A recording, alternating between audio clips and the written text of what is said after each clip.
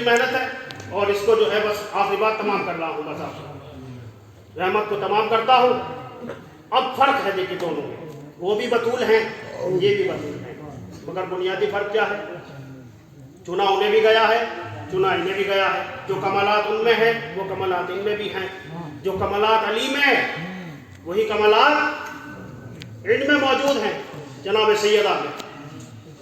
मगर एक बुनियादी फर्क है, जब जनाब ईसा पैदा हुए, जनाब ईसा पैदा हुए तो अब सवाल ये कायम हुआ कि मरियम अफजल है, इसलिए कि मरियम के बेटे ने अपनी माँ की इस्मत की गवाही दी। देखिए पूरा नक्शा वही है, गवाही दी। जानिए आगोश मातर में बोले इन्नी अब्दुल्ला आतनी अल किताब वजअलनी नबिय्या, कुरान पढ़ा, अल्लाह ने कुरान बताया और ये बताया कि मैं किताब भी लेकर आया हूँ, मुझे नबी बना के भेजा गया है। जितना माशरा बिगड़ा हुआ आया था उन सबके गैज़ो गज़ब जो है वो ठंडे हो गए। इसलिए ठंडे हुए कि जनाब ईसा की इस्मत को उन्होंने पहचाना। और ये तो इतनी चालाक कौम है कि इसने तन्हा ईसा को नहीं बल्कि अहले बैत को भी पहचान लिया था। मैं जुमला आज कर गया, अब आपको पहुंचना है तो पहुंच जाए। इसलिए कि जनाब ईसा को तन्हा नहीं पहचाना है, क्या मुबाहिले में नहीं पहचाना इन्होंने? पहचाना है मुबाहिले में, और इतने बाविकार तरीके से पहचाना है। और रसूल ने भी कमाल कर दिया, रिसालत माब ने भी कमाल कर दिया। इसलिए कि अपने घर से तो किसी एक को नहीं लिया, मगर अली के घर से किसी को नहीं छोड़ा। वाह वाह वाह। जहां से रसूल भी कुछ नहीं छोड़ रहे हैं वहां से उम्मत ने सब कुछ छोड़ दिया। यही तो किला है, यही तो किला है कि जहां से रसूल अपनी जिंदगी में कुछ नहीं छोड़ रहे हैं वहां उम्मत ने उनकी वफात के बाद सब कुछ छोड़ दिया। और ये भी तन्हा मारेका है, मैदान मुबाहिला। मुबाहिला ये तन्हा मैदान है जहां शहजादी गई है मैदान में, मगर अंदाज क्या है कि इतनी बड़ी मुजाहिदा है शहजादी कि अब तक हर मैदान में जो आगे रहता था अली वो आज पीछे है। फातिमा आगे है, अली पीछे है। अब यहाँ बुजुर्ग उलमा मुझसे बेहतर जानते हैं जो यहाँ बैठे हुए हैं। अल्लामा ज़हीर अब्बास साहब का जुमला पढ़ रहा हूँ कि आज अल्लाह ने फातिमा को रिसालत आगे, इमामत पीछे, बीच में है सैयदा। आज अल्लाह ने फातिमा को उस मकाम पे ला दिया कि अगर अब भी लोग ना पहचान सके और ना जान सके कि मकाम फातिमा क्या है, अल्लाह ने फातिमा को किस मकाम पे रखा है तो फिर कब पहचानना होगा। इसलिए कि दरमियान में फातिमा, रिसालत आगे है, इमामत पीछे है। फातिमा उस मकाम पर है कि अगर एक कदम आगे बढ़ा दे तो नए रिसालत आ जाए, एक कदम पीछे हटा दे तो नए इमामत आ जाए। सलवात पे अपने मोहम्मद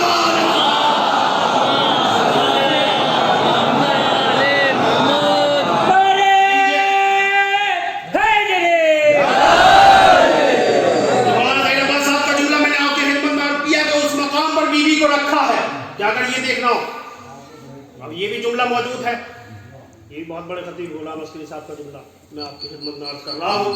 वो ये कहते थे कि ये बात भी है, इमामत और रिसालत को किसी शय की ज़रूरत पड़ती है, हर चीज़ की ज़रूरत है। किस चीज़ की ज़रूरत है? बुजुर्ग बेहतर जाते बच्चों से सवाल कर रहा हूँ। इमामत को भी एक चीज़ की ज़रूरत है, रिसालत को भी एक चीज़ की ज़रूरत है। बड़ी खूबसूरत बात है अगर दिल में उतर जाए। इमामत को किस चीज की जरूरत है साहब, और रिसालत को किस चीज की जरूरत है? कर रिसालत और इमामत को जरूरत है मनसबे इस्मत की। वाह वाह, ये खूबसूरत बात है। जब जनाब इब्राहिम ने कहा कि मेरी नस्ल में इमामत को रख दे, ला इनालो अहद ज़ालिमीन, ये ओहदा हम ज़ालिमीन तक नहीं जाने देंगे, मासूम होना चाहिए। मगर ये बताइए क्या इस्मत को भी किसी ओहदे की जरूरत है? अब आप खामोश हैं, अल्लाह जाने सबूत ये किस लिए है। क्या इस्मत को भी किसी चीज की जरूरत है? क्या इस्मत को किसी ओहदे की जरूरत नहीं है? इस्मत को किसी ओहदे की जरूरत नहीं है, क्योंकि इस्मत ही वो मनसब है कि जो किसी शय का मोहताज नहीं होता। तो फातिमा के बाद यही तो मनसब है, मनसब इस्मत।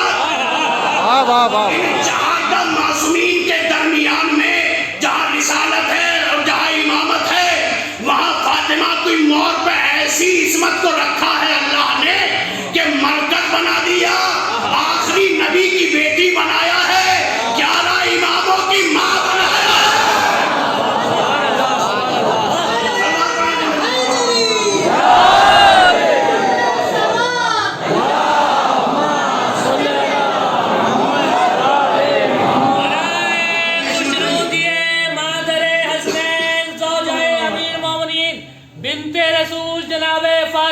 ज़हरा बुलंद तर सलवा।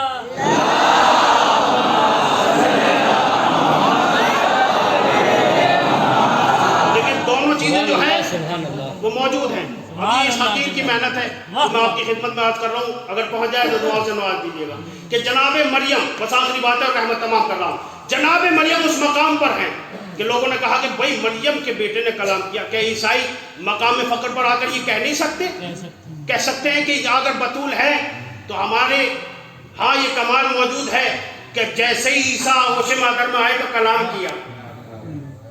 अल्लाह ने इस बतूल को भी वो अजमत दी है कि जो दलील किसी से कट नहीं सकती।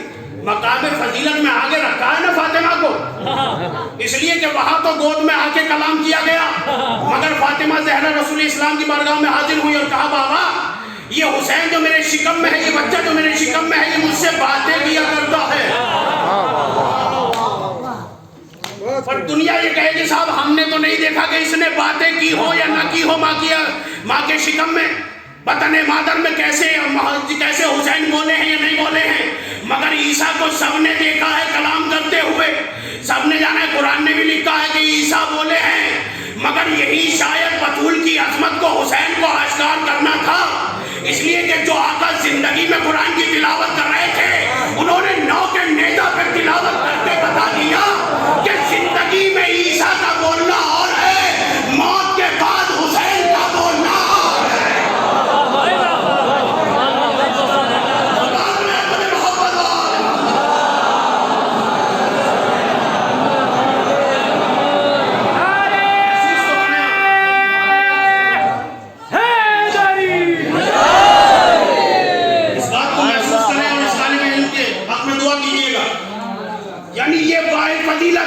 इसलिए कि जिंदगी पा के बोलना और है, सर कटा के बोलना और है। ये है फजीलत जनाब ज़हरा जो इनकी आगोश में परवान चढ़ गया। वो परवरदिगार आलम ने कायनात में जैसा उसके मिस्र किसी को करार नहीं दिया, इमाम बनाया है। वही फातिमा ज़हरा है कि बीबी। अब देखिए अल्लाह मुहसिनी के जुमले हैं जो मैं आपकी खिदमत में अर्ज कर रहा हूँ कि दुश्मन ये खूब जानते थे, दुश्मनों को ये मालूम था कि कुछ ऐसे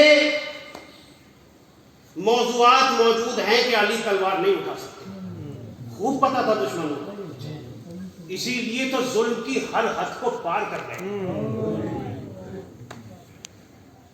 अब यहाँ पर बड़ा अजीब व गरीब जुमला है। जब दरवाजे पर आए हैं और आने के बाद में कहा कि फातिमा अली को बाहर निकालो वरना हम इस दरवाजे में आग लगा देंगे।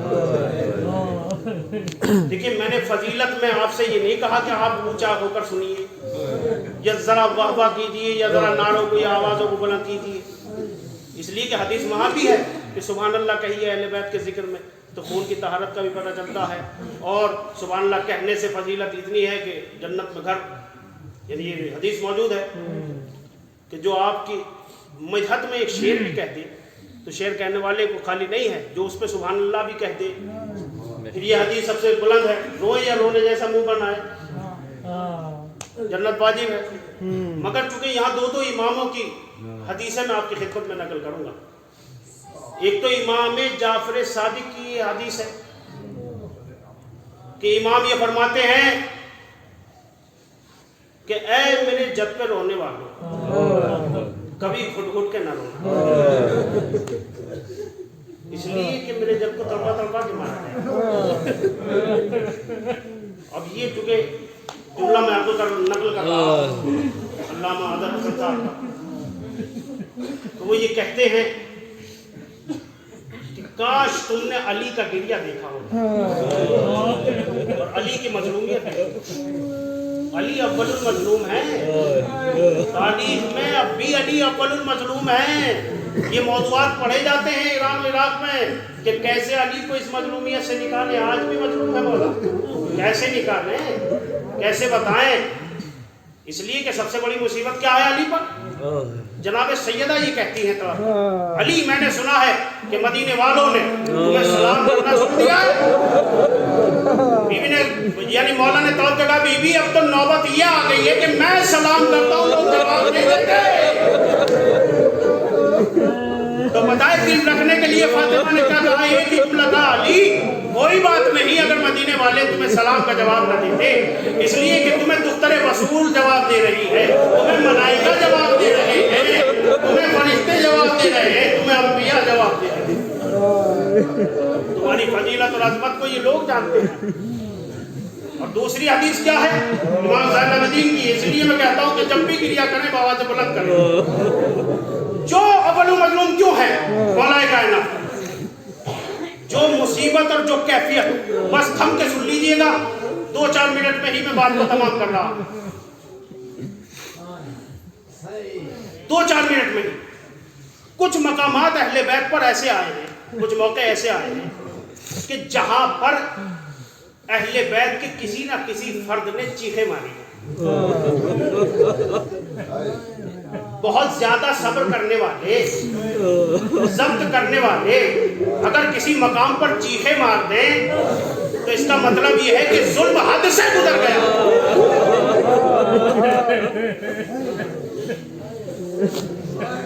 जुल्म हद से गुजर गया है। तारीख में कई चीजें नकल है। इसलिए कि जब जनाबे सैयदा को गुस्ल दे रहे थे तो अली ने चीख मारी। जनाबे सलमान ने कहा मौला क्यों चीख मार रहे हैं, आज तक मैंने इस कैफियत में नहीं देखा है। दुख्तरे बतूल की पसलियत, मगर इतना जब्त था बीवी को कि कभी मुझसे न कहा और कभी ये भी न बताया अबुल हसन मेरी पसलियत टूट चुकी है, मुझसे दर्द की शिद्दत अब सही नहीं जाती। बच्चा जुमले पढ़ूंगा रहमत करूंगा। दूसरी बीवी तारीख में जानते हैं जनाबे ज़ैनब जब लाशे अली अकबर आई है तो ये चीख थी जनाबे ज़ैनब। तारीख में वो चीख रकम हुई है, अहले बैत में कोराम बरपा हुआ है। तीसरी चीख है इमाम ज़ैनुलब्दीन की कि जब तहखाने में सकीना का इंतकाल हुआ तो गस्साला ने आके एक जुमला कहा, ये बताइए मौला कि ये बच्ची किसी बीमारी में मुब्तला थी, इसलिए कि मैं कुर्ता उतारना चाहती हूँ, कुर्ता उतर नहीं रहा है, उनके खून और गोश्त में बेबस हो चुका है। सैयद सज्जाद की चीख निकल नहीं रहा है सकीना।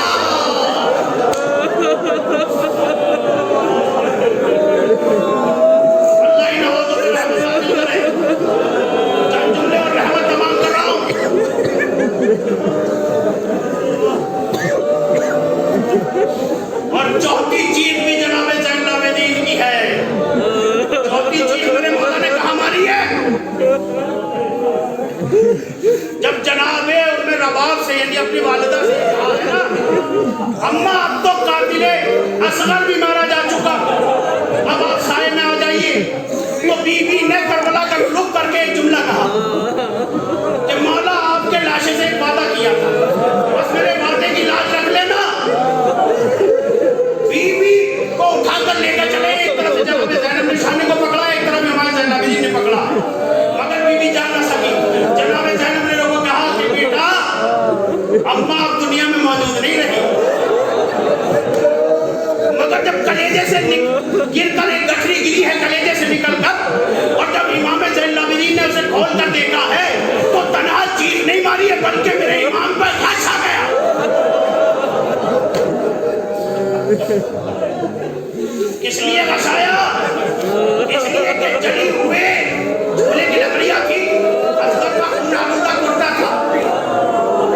लेकिन मसाइब में है, आप अहले बैत के निगाह में है। वही इमाम ये कहता है, जब इमाम ज़ैनुलआबिदीन का वक्त रुखसत आया है तो इमाम मोहम्मद बाकी ने पूछा, बाबा कोई ख्वाहिश है दुनिया में जो बाकी रह गई हो? तो इमाम ज़ैनुलआबिदीन ने टॉप के एक जुमला कहा, बेटा अब भी एक ख्वाहिश है जो बाकी रह गई। जैसा हुसैन में रोने का हक था मैं रो न सका, वो इमाम ने 40 बरस रोया है। अब आप समझेंगे मजलूमियत अली की अली अव्वलुल मजलूम क्यों है? इसलिए कि जब बस एक ही जुमला रहमत तमाम कर रहा हूँ, मेरी तरफ देखिए, एक जुमला रहमत तमाम कर रहा हूँ। जब इमाम हुसैन मक्तल में गिर गए और शिमर खंजर को लेकर आगे बढ़ा, तो जनाब ज़ैनब 70 कदम से देख रही थी। इन्हें ज़ैनब ये मौजूद है, जो गए हैं उन्हें मालूम है, जो ना जा सके उन्हें भी परवरदिगार जाने की तौफीक दे, और इतनी हिम्मत ताकत अता हो, इस्तेदाद अता हो कि चले जाए। जनाब ज़ैनब देख रही है इमाम हुसैन है गिरे हुए, मगर अभी शिमर खंजर को लेकर आगे जा रहा है, मगर कोई भी ये हिम्मत नहीं करता कि हुसैन के करीब चला जाए, इसलिए कि अभी मौला की शुजाअत देख चुके हैं। जख्मी शेर करबला की तपती जमीन पर गिरा हुआ है, मगर किसी की हिम्मत नहीं है कि जो चला जाए। लिहाजा पिछले साध ने एक आवाज बुलंद की कि हुसैन अब इस दुनिया में नहीं रहे, लिहाजा खैमों पे हमला कर दो और चादरों को छीन लो। इस जुमले का सुनना था कि हुसैन ने पूरी ताकत को अपनी समेटा, और समेटने के बाद में घुटनियों के बल खड़े हो गए मौला, और ये कहा कि अभी खैमे की तरफ न जाना,